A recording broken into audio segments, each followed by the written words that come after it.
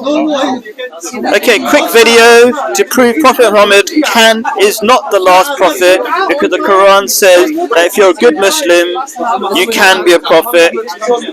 I'll give all the references in the comments and the description. First verse, the one that says that if you're a good Muslim, you can be a prophet. The quote is, "And whoever obeys Allah and this messenger of his shall be one of those on whom Allah has bestowed his blessings, namely the prophets, the truthful, the martyrs, and the righteous, and excellent companions of these." Okay, so in short, it's saying if you're a good Muslim, you can be one of these great categories. Basically, you can be a prophet, one of the truthful, the martyrs, or you can be righteous. The problem with most Muslims is that they refuse to say ma'a can mean one of, as in you could be one of these people in the group. They say you can only be next to, you can be with, as in next to the people in the group, but they can't be part of the group.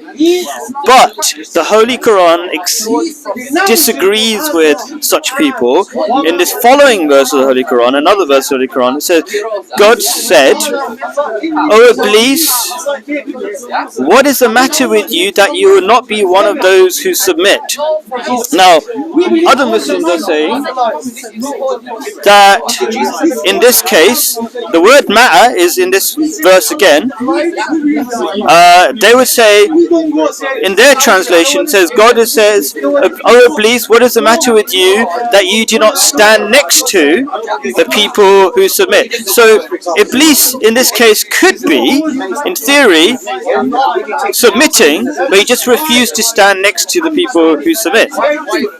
That doesn't make sense. So the real problem with most Muslims is they refuse to use logic.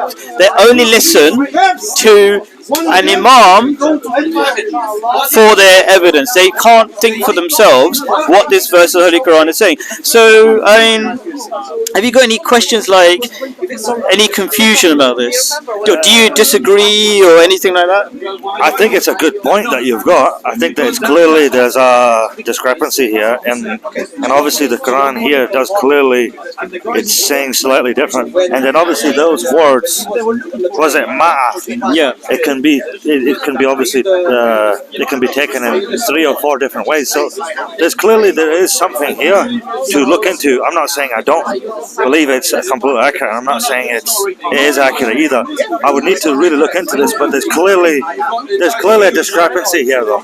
Thank you. And so I just want to clarify, thanks to your point, that I am saying ma'a can mean a couple of things. Just like the English word among, okay, I could be among, I don't know, you're a karate, whatever, martial arts guy. I could be among the martial arts people, but not be a martial arts. I'm not into karate, right? I could be among the group, or I could be one of those groups. That's a general problem. It's the same issue we're having with the word ma'a. But I'm saying sometimes it has to mean, so all I'm saying really in short is, can the word ma'a mean be one of?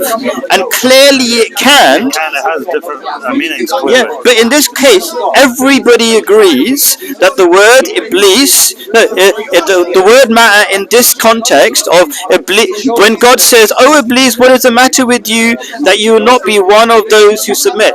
Okay, one of meaning matter. I mean matter meaning one or whatever, right? In this case, everybody agrees that Iblis refused to submit. Everybody agrees. That means he is not one of those who submitted. Simple. And even I do a backup verse, the next verse of the Holy Quran, just in case you think maybe Iblis did submit, which would make no sense. He even says, "I am not going to submit."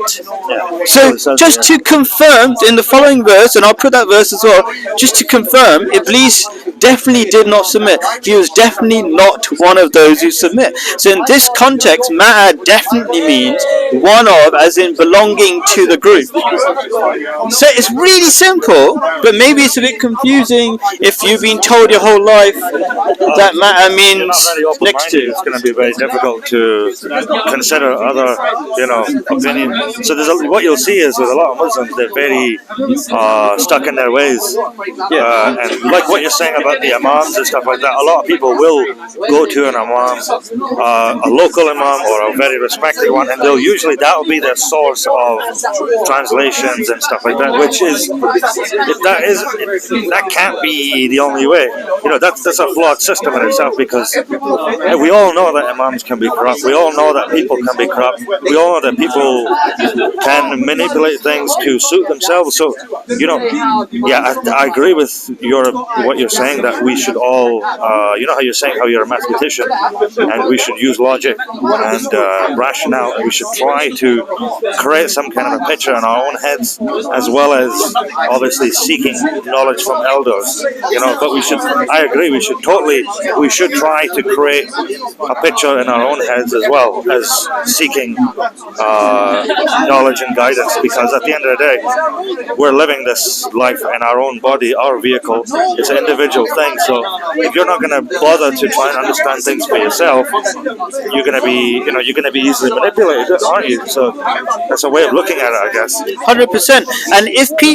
And Allah teaches you not to just blindly follow the majority, otherwise you'll be led away from the truth. And this is the case of every single prophet. So at the time of Prophet Muhammad, peace be upon him, if you followed the majority or followed your religious leaders and you said, I refuse to use my logic and my intelligence that God gave me, and I just follow the religious leaders of the time, then you'll be an idol worshipper. At the same time, the same situation as Jesus, peace be upon him, all the Jewish leaders, they refused to believe in him. Yeah, they called him the devil. Yeah, they literally said that Jesus was a devil. Right. So if you refuse to if you're a Jewish person at the time of Jesus, peace be upon him, then you wouldn't listen to Jesus because you refuse to use your intelligence. This is the situation most of the Muslims are in. They refuse to use their intelligence and the logic and the brains that God gave them. Thank you very much for your time. Oh, you're welcome.